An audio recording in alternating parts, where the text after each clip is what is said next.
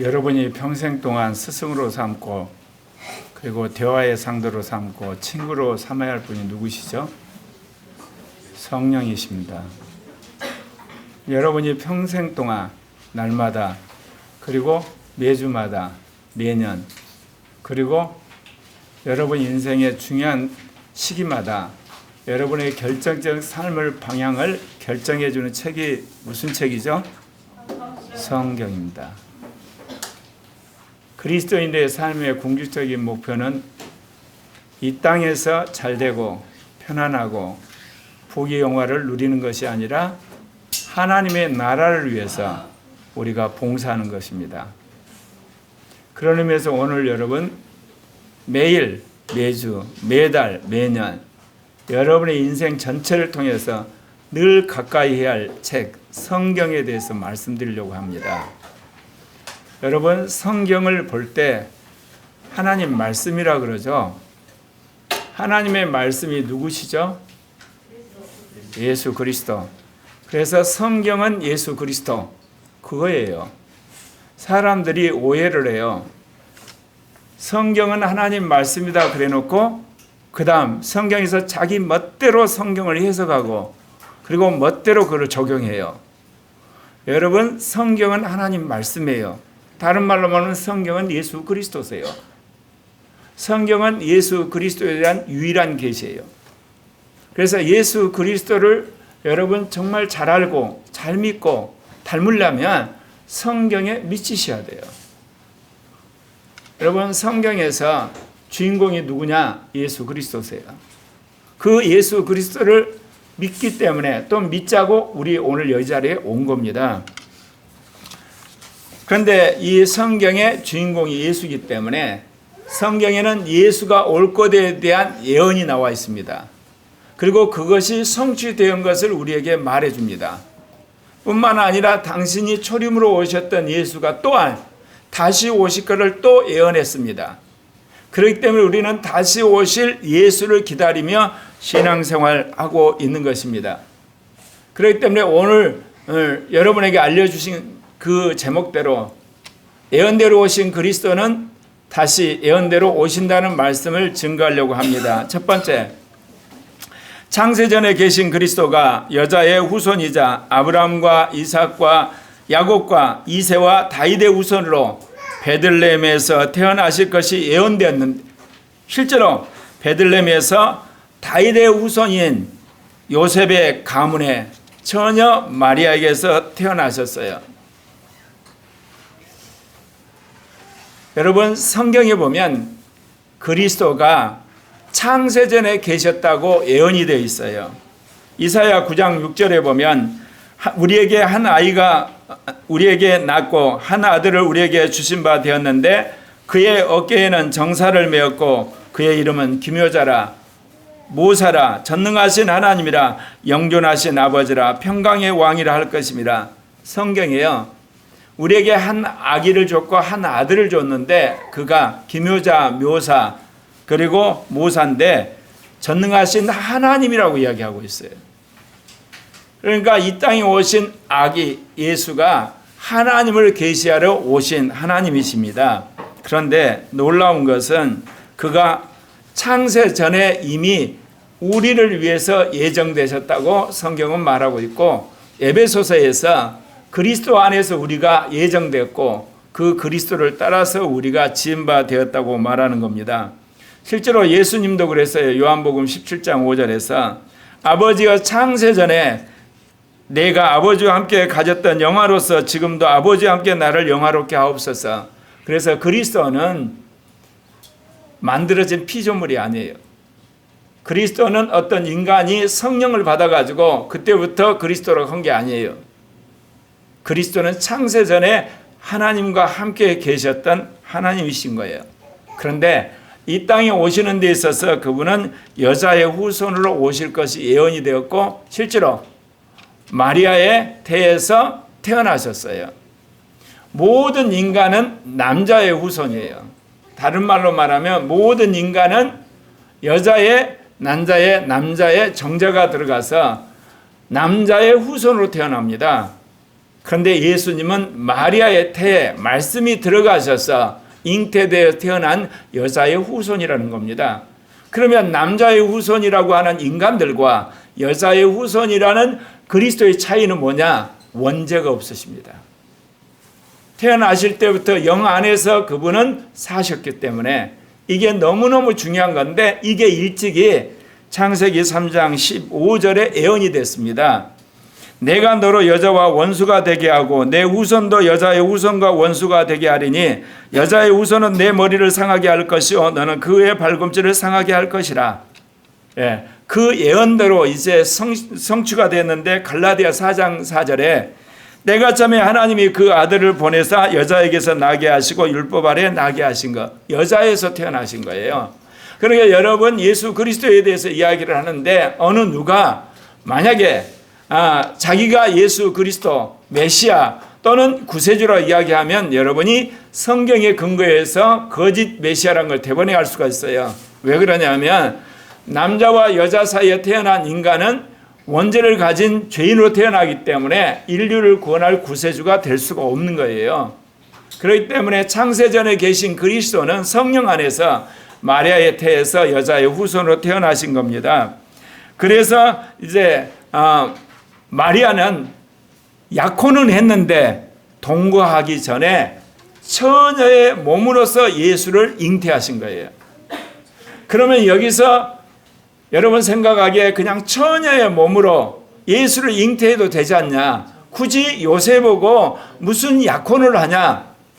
그 당시 처녀가 애를 낳게 되면 불륜을 저진 것으로 간주해서 돌로 쳐 죽여버립니다. 그렇기 때문에 예수가 이 땅에 동정녀 탄생을 하기 위해서는 형식상 아빠와 엄마가 결혼한 형태 그 가정에 동정녀 탄생을 하셔야만 되는 겁니다. 그래서 우리가 예수를 다윗의 후손이라고 했을 때 그 다윗은 누구를 말하느냐? 요셉이 다윗의 가문이었어요.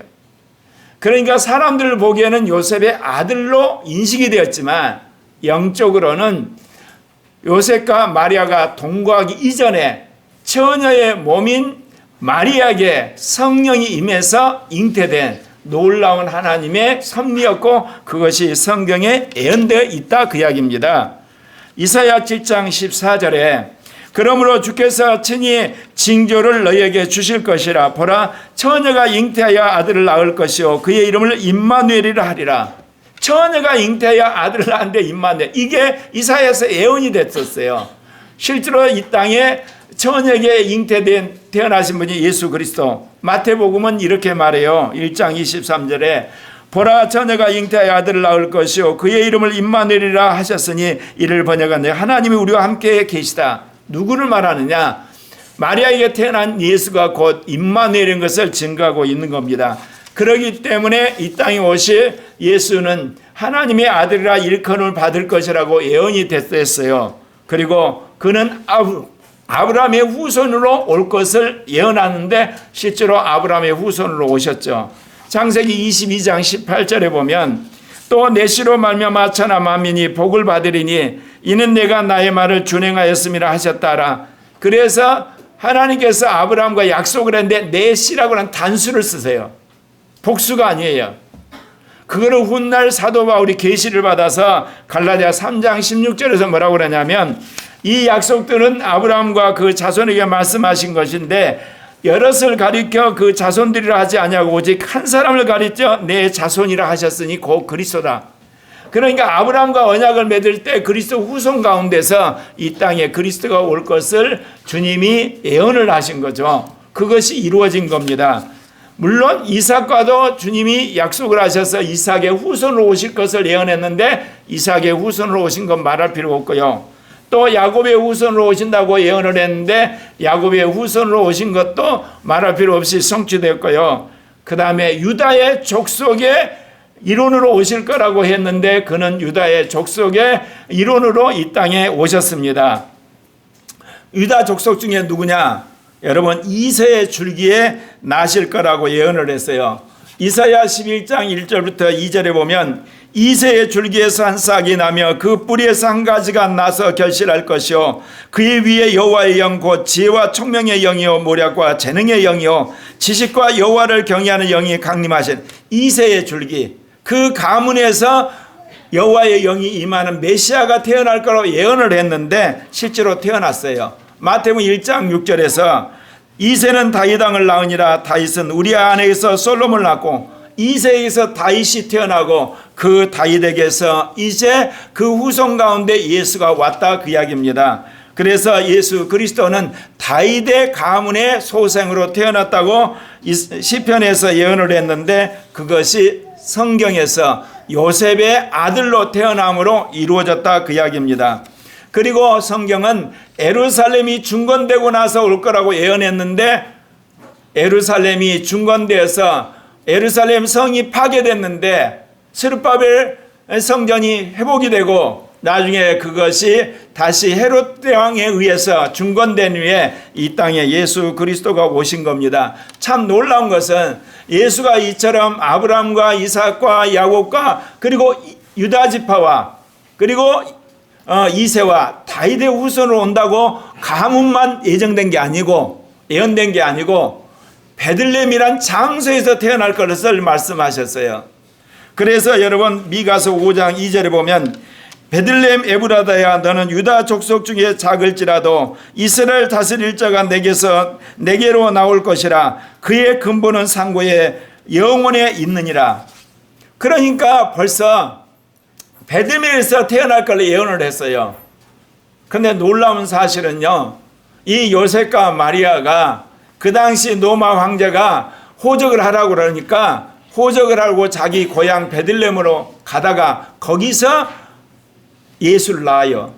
성경의 예언이 그런 식으로 성취되는 놀라운 역사가 있었던 겁니다. 그래서 마태복음 2장 1절을 보면 헤로드 왕 때 예수께서 유다 베들레헴에서 나심에 동방으로부터 박사들이 예루살렘에 일어나 헤로드 왕 때 베들레헴에서 태어난 거예요.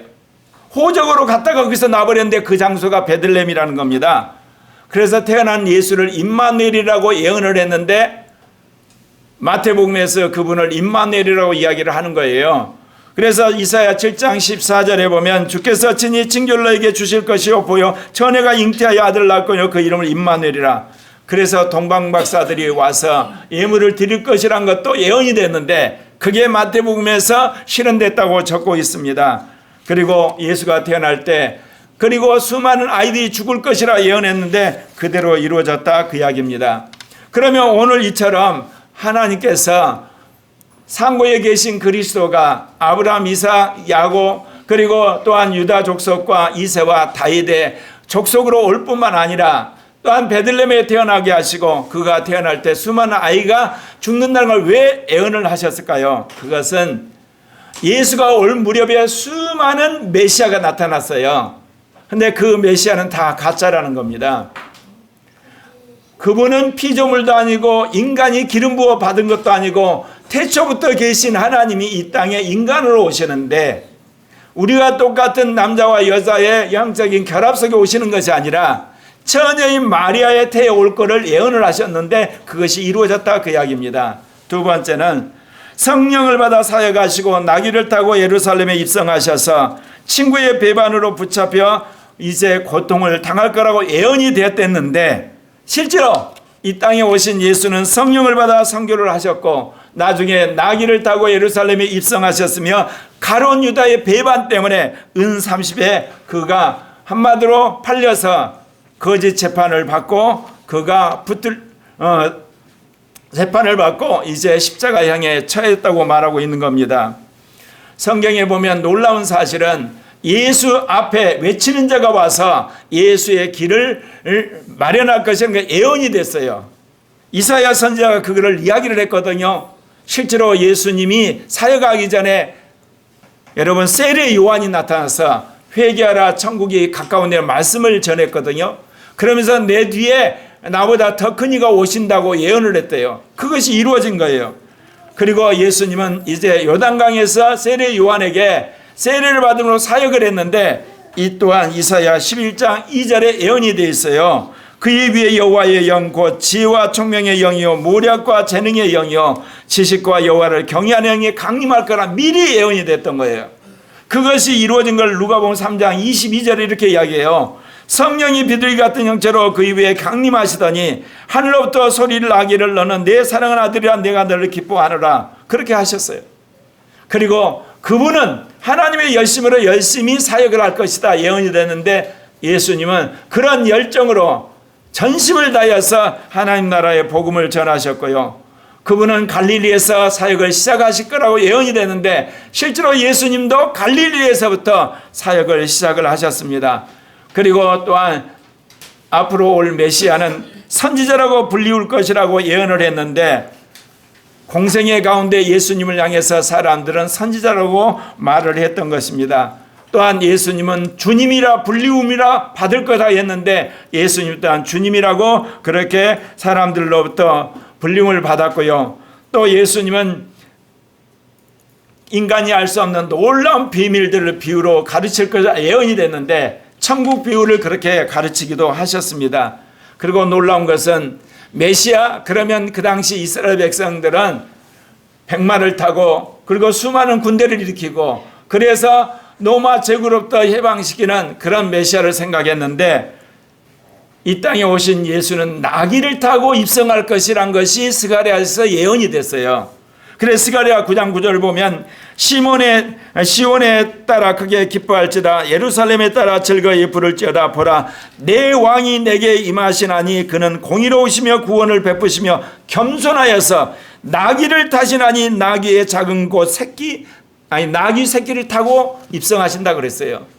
그렇게 예언을 했는데 실제로 예수님이 예루살렘 입성하실 때 나귀 새끼를 타고 입성을 하셨고 성전에 들어가서 주께서 그 성전을 정화를 하실 거라 말씀하셨는데 그분이 실제로 성전 정화 운동을 하셨던 거고 결국은 친구가 배반돼서 그가 고통을 당할 거라는데 예수님이 결국은 가룟 유다의 배반 때문에 붙잡히게 되었어요. 그리고 예수님은 또한 이제 은 30에 팔릴 거라 예언된 그대로 은 30에 팔려서 결국은 로마 군병에게 빌라도에게 넘겨준 바 되었던 것이죠. 그리고 그 은 30은 결국은 성전에 던져진 바 되었고 나중에 그 은 30은 토기장이에 밭을 사는 데 사용됐던 게 예언이 됐는데 그대로 어김없이 이루어진 겁니다. 그리고 거짓 증인들에 의해서 고소를 당할 것이라고 예언됐는데 예수님은 거짓 증인들에 의해서 모함을 받아서 재판에서 사형 선고를 받게 됩니다.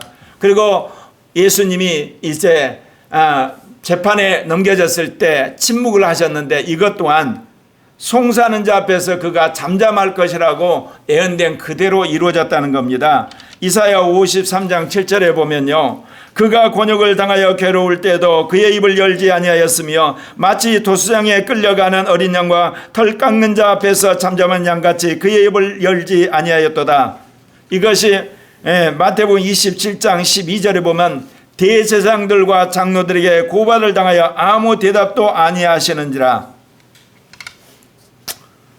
여러분 예수 그리스도께서 사역을 시작하면서부터 붙잡히기까지 모든 과정들을 이렇듯 애연하게 하신 이유가 있어요. 나중에 예수님 그를 성취하셨지만 그것은 왜 그러냐면 죄가 없으신 그분이 이 땅에 성령을 받아 사역을 하시고 하나님의 뜻대로 하나님 나라의 복음을 전했지만 악한 자들이 그를 핍박해서 붙잡았다는 이야기. 그는 후세에 예수 그리스도의 복음을 전할 수많은 주의 종들이 하나님의 나라의 복음을 전하고 예수의 복음을 전하다 이토록 모함을 당해서 핍박을 당할 수도 있다는 것을 우리에게 미리 알려주는 말씀이기도 합니다. 세 번째, 그리스도가 매를 맞고 침뱉음을 당하며 창에 찔려 돌아가실 때 하나님께 간구하실 것이란 것까지도 다 성경에 예언이 되어 있어요. 그런데 그거 그대로 예수님은 로마 군병에게 채찍질을 당하고 십자가에 못 박히셨고 창의 옆구리에 찔려서 돌아가시면서 자신들을 향한 그 원수들을 향해서 긍휼을 베푸시고 용서하셨던 것을 우리는 볼 수가 있습니다. 그리고 예수님은 무엇보다도 붙들려서 찔림을 당할 것을 예언을 성경은 하고 있어요. 이사야 53장 5절에 보면 그가 찔림은 우리의 허물 때문이요 그가 상함은 우리의 죄악 때문이라. 그가 징계를 받음으로 우리는 평화를 누리고 그가 채찍에 맞음으로 우리는 나음을 받았더라. 이게 이사야가 미리서 예언을 했던 겁니다. 그런데 마태복음 27장 26절은 실제로 예수님이 이제 붙잡혀서 그렇게 채찍을 받고 못 박히게 된 것을 말하고 있어요. 이에 바라바는 그들에게 놓아주고 예수는 채찍질하고 십자가에 못 박히게 넘겨주니라. 예수님 매를 맞고 침뱉음을 받게 되었어요. 로마 군병들이 예수님을 향해서 놀리잖아요. 그러면서 침뱉으면서 조롱하기까지 했습니다. 그리고 나중에 예수님은 수족이 찔리기까지 했어요. 놀라운 사실은요, 일찍이 이사야 선지자는 강도와 함께 못 박힐 것을 예언을 했어요. 이사야 53장 12절에 보면 그러므로 내가 그에게 존귀한 자와 함께 몫을 받게 하며 강한 자와 함께 탈취한 것을 나누게 하리니 이는 그가 자기 영혼을 버려 사망에 이르게 하여 범죄자 중 하나로 헤아림을 받을 것이니라. 그러나 그가 많은 사람의 죄를 담당하며 범죄자를 위하여 기도하였느니라. 예수가 범죄자로 모함을 당해서 그렇게 죽을 것이다, 그렇게 예언을 했단 말입니다. 근데 그대로 예수님은 범죄자로 오인돼 가지고 십자가에 죽으셨던 겁니다. 그리고 성경에서는 왕이라 칭함을 받을 것이다. 분명히 십자가에서 못 박혀 죽는데 왕이라고 칭함을 받는 것이 예언이 됐어요. 시편의 2편 6절에 보면 내가 나의 왕을 내 거룩한 산 시온에 세웠다 하시리로다. 그런데 놀랍게도요, 십자가에 못 박힌 죄수인데 그 이마에 뭐가 써졌냐? 마태복음 27장 37절에 그의 머리 위에 이는 유대인의 왕 예수라 쓴 죄패를 붙였더라. 얼마나 놀랍지 않습니까? 세상에 여러분 사형당하는 죄수 이마에다 유대인의 왕이라고 장난이라고 쓸 수가 없잖아요. 근데 그렇게 썼어요, 로마 군병들이. 왜냐? 성경의 예언을 이루기 위해서. 그리고 또한 이거는 영적으로 당신은 유대인 왕이란 것을 우리에게 계시하기 위해서. 그리고 그가 십자가에 못 박혔을 때 친구들이 멀리서 쳐다볼 것이라고 예언이 됐는데 그대로 이루어졌어요. 그래서 예수님의 제자들과 예수와 함께 했던 여인들은 멀리서 예수님을 바라보며 통곡을 했어요. 그리고 사람들이 보면서 예수를 고개를 절레절레 흔들면서 조롱했어요. 남은 구원하면서 왜 너는 구원 못하냐, 내려와봐, 그러면서 고개를 절레절레 흔들면서 조롱을 했던 겁니다. 그리고 사람들이 십자가에 매달린 예수를 바라보면서 예수가 그렇게 고통당한 것을 물끄러미 바라보기도 했던 겁니다. 더더욱 놀라운 것은 예수님의 옷을 제비 뽑아서 나누어 가질 거라 예언한 것까지 성경에 그대로 기록되어 있다는 겁니다. 그리고 예수님이 이제 너무나 고통스러워서 내가 목이 마르다고 하는 그것을 하셨는데 그것도 일찍이 성경에 여러분 예언이 되어 있어요. 시편 69편 21절에 보면 그들이 쓸개를 나의 음식물로 주며 목마를 때는 초를 마시게 하여 싸우니, 이렇게 예언이 됐는데 요한복음 19장 28절에 보면 그 위에 예수께서 모든 일이 이미 이루어지신 줄 아시고 성경을 응하게 하려 하사 이르시되 내가 목마르다는 것까지 예언이 되고 그대로 하셨다는 거예요. 쓸개탄 포도주를 주셨지만 주님이 그거를 싫어하시는 것도 예언이 됐고 예수님 그대로 행하셨어요. 더더욱 예수님은 십자가에서 자기가 죽는 몸인데 죄인들 향해서 기도하실 거라고 이야기를 했는데 예수님이 그대로 행하신 거고요. 나중에는 십자가에서 절규하게 될 것이다 이야기했는데 예수님이 십자가에서 절규를 하셨어요. 시편 22편 1절에 보면 내 하나님이여 내 하나님이여 어찌 나를 버리셨나이까, 어찌 나를 멀리하여 돕지 아니하시며 내 시름소리를 듣지 아니하시나이까, 이렇게 예언이 됐는데 마태복음 27장 46절에 그대로 제9시쯤 예수께서 그게 소리질러 이르되 엘리엘이 라마 사박다니 하시니 이는 곧 나의 하나님 나의 하나님 어찌하여 나를 버리셨나이까 하는 뜻이라. 그러니까 성경에서 메시아가 절규하면서 부르짖을 것까지 이야기를 했는데 예수님이 죽어가는 그 순간에 그대로 하셨다, 그 이야기입니다. 그리고 마지막 영혼을 하나님께 부탁하실 것이다, 그게 예언이 됐어요. 시편 31편 5절에 보면 내가 나의 영을 주의 손에 부탁하나이다. 진리 하나님 여호와여 나를 속량하셨나이다. 누가복음 23장 10절에서 이것이 어떻게 성취된 걸 말하냐면 예수께서 큰 소리로 불러 이르시되 아버지 내 영혼을 아버지 손에 부탁하나이다 하고 이 말씀을 하신 후 숨지시니라. 성경에 예수님의 뼈가 메시아의 뼈가 하나도 부러지지 않을 거라 예언했는데 로마 병정이 예수가 죽은 거 알고 십자가에 달린 그 예수님 시체를 부러뜨리지 않고 그대로 무덤에 안치하도록 허락을 했던 겁니다. 그리고 성경에는 예수의 심정, 메시아의 심정이 찔릴 것이라 예언이 됐는데 예수의 심장을 로마 군병이 창으로 찔러서 피와 물이 나게 한 그대로 이루어진 겁니다. 그리고 그것은 옆구리를 찔러서 그렇게 된 것이고, 그리고 해가 어두워질 거라 예언이 됐는데 예수님이 죽으실 때 해가 어두우면서 온 세상이 캄캄하게 되었다고 성경은 말하고 있습니다. 여러분, 마태복음, 마가복음, 누가복음, 요한복음을 읽다 보면 여러분 좀 이상한 걸 발견하지 않습니까? 놀랍게요.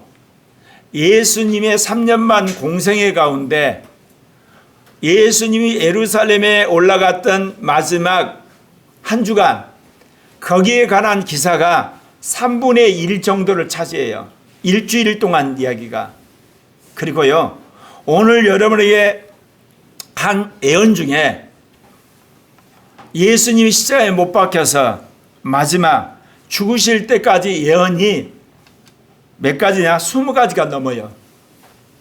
아주 상세하게 예언을 해요. 아까 말한 것처럼 창에 찔린 거, 심장이 어때요?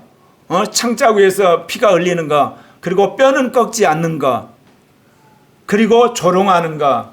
이 그야말로 상세하게 예언된 이유가 뭘까요?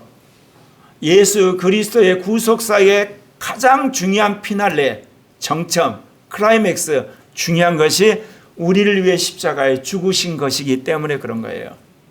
그래서 구약의 수많은 선지자를 통해서 그 짧은, 그러니까 예수님이 못 박힌 때가 뭐냐면 성경으로 말하면 3시예요. 그리고 9시에 돌아가셨다는 거예요. 우리 시계로 말하면 오전 9시에 못 박히셔서 오후 3시에 죽으셨어요. 6시간에 대해서 예언이 20가지가 넘어요. 그만큼 상세하게 기록한 이유는 뭐냐? 예수의 십자가의 죽음이 인류와 만물을 구속하는 죽음이기 때문에, 너무 고귀하기 때문에, 그리고 이것은 어떤 누구도 한마디로 변개하거나 또는 뭐냐 가짜의 메시아가 나타나는 걸 성경이 방지하기 위해서 아예 세세하게 메시아가 이 땅에 와서 십자가에 죽을 때 어떻게 할 것인가, 그것을 세세하게 이야기했던 거죠. 제가 이게 말씀드린 것처럼 찔림을 받을 것이다. 매맞고 침받힘을 받고 조롱받을 것이다. 수족이 찔림을 받게 되고 왕이라 칭하게 되고 친구들이 멀리서 쳐다보고 사람들이 고개를 흔들면서 조롱할 것이다. 그리고 사람들이 쳐다보고 옷을 제비보다 가질 것이다. 그리고 목마르다고 말할 것이다. 그리고 쓸개탄 포도주를 그가 입에 마시지만 거부할 것이다. 그리고 죄인들을 위해서 마지막 기도하신다. 그리고 십자가에서 그가 절규하며 기도하셨다. 영혼을 부탁한다는 기도를 하셨다. 뼈가 부러지지 않았다. 그리고 심장이 찔림을 받았다. 옆구리를 찔리실 것이다. 해가 어두워질 것이다. 이 모든 내용, 한 20가지 되는 내용을 상세하게 선지자들이 예언한 이유는 십자가에 죽은 예수, 그 예수는 유일하게 2000년 전 골고다에 죽은 나사렛 예수라는 것을 증거하기 위해서 그랬다는 겁니다. 이제 4번째, 그리스도는 부자의 무덤에 장사되지만 부활하셔서 하나님 보좌 우편에 앉아 계실 것이 예언이 되었었어요. 그런데 요셉의 무덤에 장사되었고 사흘 만에 부활하셔 승천하셔서 보좌 우편에 계셔 지금 중보하고 계셔요. 예수 그리스도가 이 땅에 오셔서 우리를 위해 십자가에 죽으셨는데 당신이 어떤 무덤에 장사전에까지 예언됐어요. 부자의 무덤에 장사될 것이다. 그대로 요셉의 가문의 무덤에 장사되셨어요. 그리고 그는 죽은 자 가운데서 부활할 것이라 예언됐는데 예수님은 사흘 만에 부활하셨어요. 시편 118편 17절에 내가 죽지 않고 살아서 여호와께서 하신 일을 선포하리라 그랬는데 사도행전 2장 31절에 미리 본고로 그리스도의 부활을 말하되 그가 음부의 버림이 되지 않고 그의 육신이 썩음을 당하지 아니하리시나 그대로 주님은 부활하셨어요. 그리고 성경에서는 어때요? 이제 메시아는 승천하실 것이다 그렇게 예언이 됐는데 예수님은 그 말 그대로 승천하셨어요. 그리고 또한 성경에서는 메시아가 하나님 보좌 우편에 계실 것이라 예언을 했는데 그대로 이루어졌습니다. 시편 110편 1절에 제가 읽어드릴게요. 여호와께서 내 주에게 말씀하시기를 내가 내 원수들로 내 발판이 되게 하기까지 너는 내 오른편에 앉아 있으라 하셨도다. 그런데요, 마가복음 16장 19절에 보면 주 예수께서 말씀을 마치신 후에 하늘로 올리사 하나님 우편에 앉아 계시다. 성경에 버린 돈이 머릿돌이 된다고 예언했는데 예수님은 바리새인과 그리고 사두개인 대제사장들에서 버려진 돌이었어요. 근데 당신이 부활하심으로 말미암아 주님의 교회를 세우는 머릿돌이 되신 겁니다. 그리고 성경에는 이방인이 빛을 보게 될 것이라 예언됐는데 예수 그리스도의 복음이 이방인에게 전파됨으로 말미암아 그들이 빛 가운데 걸어가는 일들이 이루어지고 있습니다.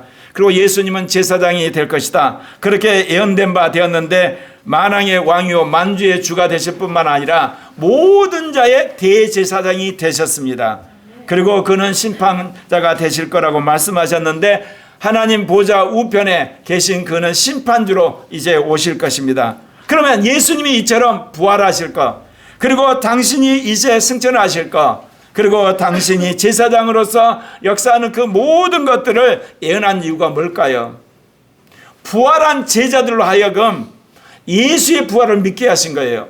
이런 말씀이 없었다면 여러분 부활한 예수를 만난 제자들이 예수를 알아봤을까요? 못 알아봤을까요? 못 알아봐요. 왜냐하면 부활한 예수는 살아생전의 예수의 얼굴이 아니거든요. 근데 그들이 이 구약 성경에 대해서 아주 능통했어요. 그리고 뿐만 아니라 부활한 예수가 제자들에게 다정하게 말씀을 하신 거예요. 그때서야 제자들이 예수를 알게 된 겁니다. 여러분 우리 생각하면 예수님 부활하셨대 나 믿습니다 쉬울 것 같죠? 그 당시는 제자들이 부활한 예수를 믿는 것도 또 다른 믿음이 필요했던 거예요. 그날을 위해서 미리 예수가 부활을 하고 승천하고 그리고 이제 제사장이 될 걸 미리미리 예언을 하신 거예요. 그래서 그 예수를 만난 제자들이 성령을 받고 나서 예수님의 부활을 증거한 것 아니겠습니까? 이제 다섯 번째 마지막입니다. 승천하신 그리스도가 교회에 성령을 부으시며 선교를 주도하실 뿐만 아니라 재림하셔서 산자와 죽은 자를 심판하시고 이제 세계 선교가 완수되면 14만 4천 명을 이제 차게 되면 당신이 오셔서 천년왕국을 이룰 것이 예언이 되어 있고 그것을 우리에게 믿도록 말씀하고 계시는 겁니다. 여러분 예수 그리스도가 이 땅에 오실 것이 예언이 되었고 그게 성취되었어요. 그리고 당신이 부활하셔서 승천하셔서 성령을 부으실까 예언했는데 그게 이루어졌어요. 이제는 어때요? 주님이 재림하실 것을 예언했는데 그거 이루실 걸 믿으십니까? 그것 때문에 신앙생활을 하는 거예요. 제가 서두에 그 이야기했죠. 우리가 평생에 나의 스승으로 삼고 나의 친구로 삼고 내와 대화하는 분으로 삼아야 할 분이 누구라고요?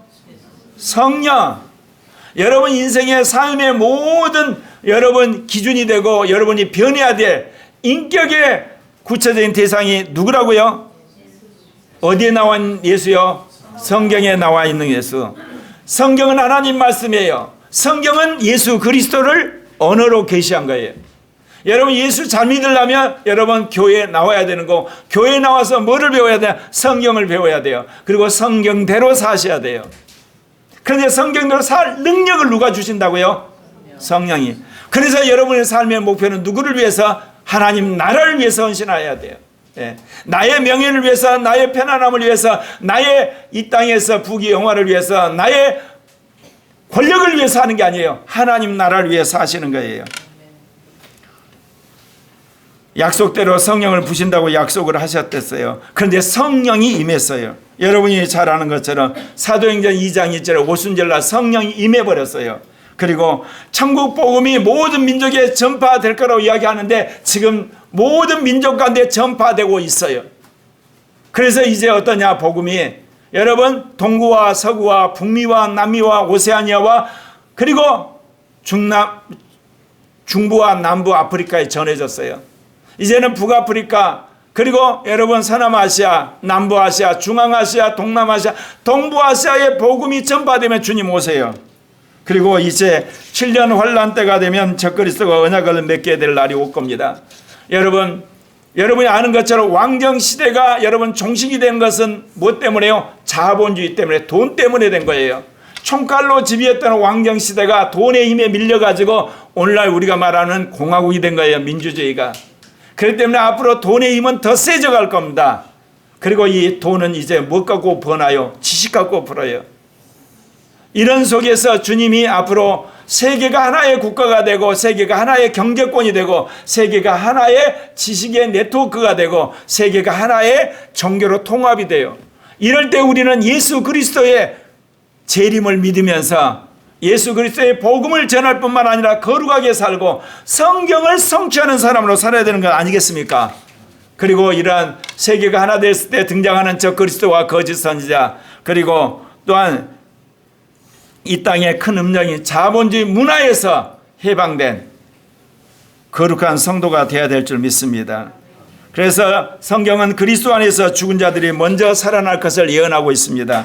데살로니가서 4장 16절부터 17절, 주께서 오령과 천사장의 소리와 하나님의 나팔 소리로 친히 하늘로부터 강림하시리니 그리스도 안에 죽은 자들이 먼저 일어나고 그 외에 우리의 살아남은 자들로 그들과 함께 구름수로 끌어올려 공중에서 주를 영접하게 하시리라. 네. 죽은 자들이 먼저 부활하는데 그들이 누구냐? 14만 4천 명. 그 다음에 이제 살아있는 자들이 휴거를 합니다. 7년 환란을 통과한 자들이 휴거할 것을 말하고 있어요. 마가복음 13장 26절 27절에 그때 인자가 구름을 타고 큰 권능과 영광으로 오리니 그때 그가 천사를 보내어 땅끝에서 하늘 끝까지 자기 택하신 자를 모으더라. 그래서 하늘로 들림을 받게 되어 그게 휴거란 겁니다. 그러면 주님이 이제 지상 재림하셔요. 재림하셔서 이제 산자와 죽은 자 모두를 심판하세요. 그런 다음에 이제 재림하신 주님이 천년 왕국을 이룰 걸 예언하고 있어요. 요한복음 14장 3절에 내가 가서 너희를 위하여 처소를 예비하면 다시 오기 위하여 너희를 자기 곳으로 가져다 주리니 나 있는 곳으로 너희가 와서 나 있는 곳에 너희도 함께 있기라. 천년 왕국이 끝나고 나면 마지막 새하늘과 새 땅의 새 예루살렘에서 우리가 새롭게 부활해서 영원히 산다고 예언이 되어 있어요. 오늘 이 땅에 오신 예수 그리스도, 초림하신 예수 그리스도에 대한 예언과 성취의 말씀을 여러분에게 증거했어요. 그러나 사실 더 중요한 것은 다시 오실 예수 그리스도의 예언의 말씀을 믿고 여러분이 이 땅에서 거룩하게 살고 경건하게 살고 신실하게 삶으로 모두가 첫째 부활에 참여한 자가 되고 이기는 자가 되는 여러분 되시기를 바랍니다. 그래서 오늘 말씀 그대로입니다. 예언하신 대로 초림주가 오셨듯이 예언하신 대로 재림주가 다시 오십니다. 그때까지 여러분이 어떻게 사셔야 되겠습니까? 성령을 따라 사셔야 됩니다. 그리고 성경 말씀을 성취하게 사셔야 됩니다. 하나님의 나라에 충성된 증인으로 사시길 바랍니다.